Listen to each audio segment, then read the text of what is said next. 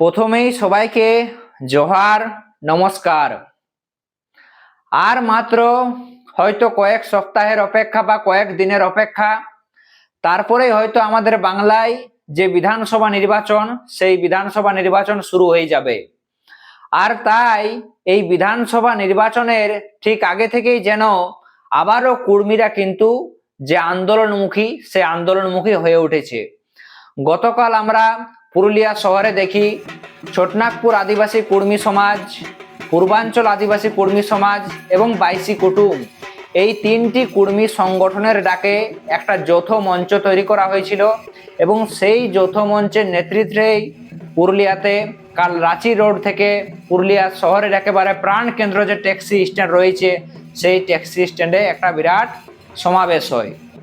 এবং শুধুমাত্র তাই নয়, এই সমাবেশ থেকে কি বার্তা দেওয়া হয় এবং এই সমাবেশের পরে আগামী দিনে আদিবাসী কর্মী সমাজের আরো একটি বড় কর্মসূচি রয়েছে, সেই সমস্ত কিছুই কিন্তু আজকের এই ভিডিওতে বিস্তারিতভাবে জানার চেষ্টা করব।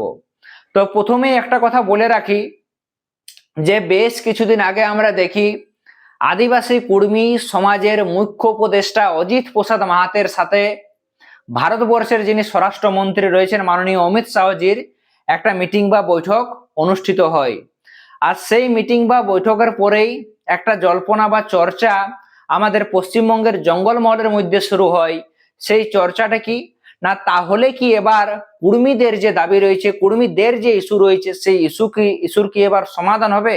কুর্মীদের সমস্যার কি সমাধান হবে? কুর্মীদের দাবি কি পূরণ হবে? তাহলে কি এবার বিশেষভাবে যে বিষয়টা নজরে আসে, তাহলে কুর্মীদের যে ভাষা, কুড়মালি ভাষা, তাহলে কি এবার বিধানসভা ভোটের আগেই ভারতীয় সংবিধানের অষ্টম তফসিলিভুক্ত হবে? এই নিয়ে একটা চর্চা কিন্তু বিভিন্ন মহলে শুরু হয়। তারপরেই দেখা যায় আদিবাসী কর্মী সমাজের মূল মান্তা অজিত প্রসাদ মাহাতো পরিষ্কার জানিয়ে দিয়েছেন যে আর কোনো প্রকার আশ্বাসে কিন্তু আর কোনো প্রকার কাজ হবে না। যেহেতু আমরা বারে বারেই দেখেছি, সেটা পঞ্চায়েত ভোট হোক, বিধানসভা ভোট হোক বা লোকসভা ভোট হোক, বারে বারেই যখন ভোট আসে তখন বিভিন্ন রাজনৈতিক দল কর্মীদের বিভিন্ন প্রতিশ্রুতি দেয়। কেউ কর্মীদের ধর্মের স্বীকৃতির দাবির ব্যাপারে প্রতিশ্রুতি দেয়, কেউ এসটির দাবির প্রতিশ্রুতি দেয় দাবি পূরণের, আবার কেউ কর্মীদের ভাষার যে অষ্টম তফসিলিভুক্ত করা হবে সেই ব্যাপারে প্রতিশ্রুতি দেয়। তো বারে বারেই আশ্বাস, বারে বারেই প্রতিশ্রুতি দেওয়ার পরও দেখা যায় এখনো পর্যন্ত কর্মীদের মূল যে তিনটি দাবি ছিল, সেই তিনটি দাবি যে জায়গাতে আটকে রয়েছে, ঠিক সেই জায়গাতে কিন্তু আটকে থেকে যায়। অর্থাৎ এক কথায় বলা যেতে পারে যে বিভিন্ন দলের উপর যে ক্রমশ যে ভরসা, সেই ভরসা কিন্তু দিনের পর দিন কিন্তু কর্মী সমাজ বলা যেতে পারে হারিয়ে ফেলেছে। কর্মী সমাজের মানুষেরা কিন্তু আর কোনো রাজনৈতিক দলকে সেভাবে ভরসা করতে পারছে না যতক্ষণ না পর্যন্ত তাদের দাবি পূরণ হচ্ছে। এমনটাই গতকাল মন্তব্য করেছেন আদিবাসী কর্মী সমাজের মুখ্য উপদেষ্টা অজিত প্রসাদ মাহাতো। তাই উনি এই বিষয়ে পরিষ্কার জানিয়ে দিয়েছেন আর কিন্তু আশ্বাসে কাজ হবে না, আগে দাবি পূরণ, তারপরে অন্য কথা। হ্যাঁ বন্ধুগণ, উনি কিন্তু পরিষ্কার জানিয়ে দিয়েছেন আগে হবে কর্মীদের দাবি পূরণ। মূলত যে ভাষা নিয়ে চর্চা করা হয়েছে, কুড়মালি ভাষা, আগে কুড়মালি ভাষাকে ভারতীয় সংবিধানের অষ্টম তফসিলিভুক্ত করা হোক, তারপরে হবে অন্য কথা। এই ব্যাপারে দেখা যায় গতকাল ছোটনাগপুর আদিবাসী কর্মী সমাজ, বাইশি কুটুম এবং পূর্বাঞ্চল আদিবাসী কর্মী সমাজ, এই তিন সংগঠন একত্রিত হয়ে গতকাল পুরুলিয়ার যে রাঁচি রোড রয়েছে, পুরুলিয়ার যে রাঁচি রোড, সেই রাঁচি রোড থেকে তারা একটা র্যালি শুরু করে এবং যে র্যালিটা সমাপ্ত হয় পুরুলিয়ার একেবারে প্রাণ কেন্দ্র ট্যাক্সি স্ট্যান্ডে গিয়ে, এবং সেখানে সভা করা হয়, একটা প্রকাশ্যে একটা জনসমাবেশ করা হয়। তবে যেভাবে বলা হয়েছিল যে একটা খুব ভালো সংখ্যক মানুষের যে জমায়েত হবে, সেই রকম জমায়েত কিন্তু লক্ষ্য করা যায়নি গতকালকের জনসভায়। তো গতকালকের জনসভাতে বিশেষ করে যারা উপস্থিত ছিলেন, ডক্টর সুজিত মাহাতো, শুভেন্দু মাহাতো, এছাড়াও পূর্বাঞ্চল আদিবাসী কর্মী সমাজের নেতা সুনীল মাহাতো, ছোটনাগপুর আদিবাসী কর্মী সমাজের নেতা ধ্রুবলাল মাহাতো, গোপাল মাহাতো, আরো অনেকেই সমাজের যারা সক্রিয় কর্মী বা সংগঠনের যারা নেতৃত্ব ছিলেন, তারা সকলে কিন্তু মোটামুটি কালকের যে জনসমাবেশ হয় পুরুলিয়ার ট্যাক্সি স্ট্যান্ড, সেই জনসমাবেশে কিন্তু ওনারা উপস্থিত ছিলেন। এই জনসমাবেশের পরেই দেখা যায় এখানে ডিএম এ ডেপুটেশন দেওয়া হয় ডিএম অফিসে, সেখানে বেশ কিছু যে দাবি সেই দাবি তুলে ধরা হয়।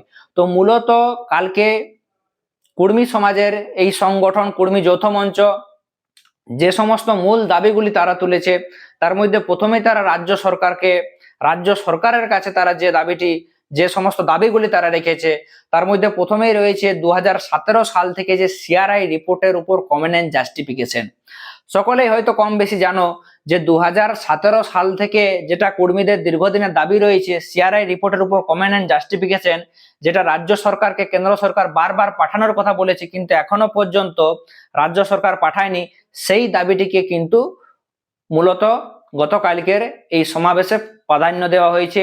এছাড়াও বিশেষ করে আমরা দেখি যে রাজ্য সরকার বারবার দাবি করেছে, বিশেষ করে আমরা গত নির্বাচনে যদি আমরা লক্ষ্য করি তো বলা হয়েছিল যে কুর্মীদের যে ভাষা রয়েছে কুড়মালি ভাষা, সেই কুড়মালি ভাষায় প্রায় জঙ্গলমহলে 100টি স্কুল খোলা হবে এবং পঠন পাঠন চালু করা হবে, কিন্তু তা কিন্তু এখনো হয়নি। তাই এই দাবিটাকে সামনে রাখা হয়েছে। এছাড়াও বিভিন্ন কলেজ, সকলে হয়তো কম বেশি জানো যে জঙ্গলমহলের এখনো অনেক কলেজ রয়েছে, বহু কলেজ রয়েছে যে কলেজগুলিতে বারবার ডিমান্ড বা দাবি থাকার পরও এখনো পর্যন্ত কুড়মালি ভাষায় পঠন পাঠন চালুর ব্যবস্থা করা হয়নি। তাই এই বিষয়টিরও উপর জোর দেওয়া হয়েছে এবং বিশেষ করে দীর্ঘদিন ধরেই কুর্মীদের যে বিভিন্ন সামাজিক সংগঠনগুলি রয়েছে সেই সামাজিক সংগঠনগুলি যে একটা দীর্ঘদিনের দাবি ছিল যে আমাদের এই মানভূম জেলাতে যে সিএনটি অ্যাক্ট রয়েছে সেই সিএনটি অ্যাক্ট চালু করতে হবে, সেই দাবিটাও কিন্তু রাজ্য সরকারকে জানানো হয়েছে এই ডেপুটেশনের মাধ্যমে। এছাড়াও আমরা দেখি কেন্দ্র সরকারের উদ্দেশ্য ওনারা 3টা দাবি তুলে ধরেছেন, যার মধ্যে প্রথমেই রয়েছে কুর্মীদেরকে এসটি তালিকার অন্তর্ভুক্ত করার ব্যাপারে, দ্বিতীয় নম্বরে রয়েছে কুর্মীদের যে ভাষা রয়েছে কুড়মালি ভাষা, সেই কুড়মালি ভাষাকে ভারতীয় সংবিধানের 8ম তফসিলিভুক্ত করার ব্যাপারে, এবং তৃতীয় নম্বরে রয়েছে কুর্মীরা যে প্রকৃতির পূজারী, কুর্মীরা যে গাছপালা নদী নালা এই সমস্ত যে তারা পুজো করে, তো মূলত সারনা ধর্মের কোডের যে স্বীকৃতি সেই স্বীকৃতি দিতে হবে। তো এই সমস্ত দাবি গতকালকের ডেপুটেশনে রাখে কুর্মী যৌথ মঞ্চ। বলে রাখি এই বিষয়ে যখন ছোটনাগপুর আদিবাসী কুর্মী সমাজের নেতা সুজিত মাহাতোকে যখন প্রশ্ন করা হয় যে 2026-এর বিধানসভা নির্বাচনে তাদের সংগঠন কোন পথে হাঁটবে, এই ব্যাপারে কিন্তু সুজিত বাবু একটা বিষয় পরিষ্কার জানিয়ে দিয়েছেন যে তারা পুরোপুরিভাবে নিরপেক্ষ থাকবে, অর্থাৎ না তারা বিজেপির দিকে ঝুঁকবে, না তারা সিপিএম এর দিকে ঝুঁকবে, না তারা তৃণমূলের দিকে ঝুঁকবে, না তারা কংগ্রেসের দিকে ঝুঁকবে। তারা পরিষ্কার বলে দিয়েছেন তারা কিন্তু পুরোপুরিভাবে নিরপেক্ষ থাকবে, যেহেতু তাদের আন্দোলনটা পুরোপুরি সামাজিক এবং সামাজিক আন্দোলন এবং রাজনৈতিক আন্দোলন দুটি আন্দোলন কিন্তু একসঙ্গে চলতে পারে না, তাই তারা কিন্তু পুরোপুরিভাবে নিরপেক্ষ থাকবে। এবং শেষে উনি এই কথাটিও বলেছেন যারা ওনাদের দাবির ব্যাপারে ভাববে ওনারাও কিন্তু তাদের ব্যাপারেই ভাববে। তো মূলত কালকের যে ডেপুটেশন কর্মসূচি এবং কালকের যে জনসমাবেশ, সেই জনসমাবেশে মূলত এই সমস্ত দাবিগুলি উঠে আসে। তারপরেই দেখা যায় যে বিশেষ করে তারপরে বললে ভুল হবে, বহু আগে থেকেই আদিবাসী কর্মী সমাজের একটা বড় ঘোষিত কর্মসূচি রয়েছে। ইতিমধ্যেই সকলে হয়তো কম বেশি সোশ্যাল মিডিয়াতে বিভিন্ন জায়গাতে লক্ষ্য করেছো যে একটা বড় কর্মসূচি কিন্তু আদিবাসী কর্মী সমাজের মুখ্য উপদেষ্টা অজিত প্রসাদ মাহাতো ডাক দিয়েছে। সেই কর্মসূচিটা কি না, রঘুনাথ মাহাতোর যেদিন জন্মদিবস রয়েছে 21শে মার্চ, সেই 21শে মার্চ তারিখে চুয়াড় বিদ্রোহের বীর শহীদ রঘুনাথ মাহাতোর জন্মদিবসের দিন পুরুলিয়াতে এক বড় জনসমাবেশের ডাক দিয়েছে আদিবাসী কর্মী সমাজের মুখ্য উপদেষ্টা অজিত প্রসাদ মাহাতো। আগামী 21শে মার্চ একটা বড় জনসমাবেশ তারা পুরুলিয়া শহরের বুকে করতে চলেছে। এই ব্যাপারে উনি সমগ্র কর্মী সমাজের মানুষকে উনি আহ্বান জানিয়েছেন এই সমাবেশে অংশগ্রহণ করার জন্য।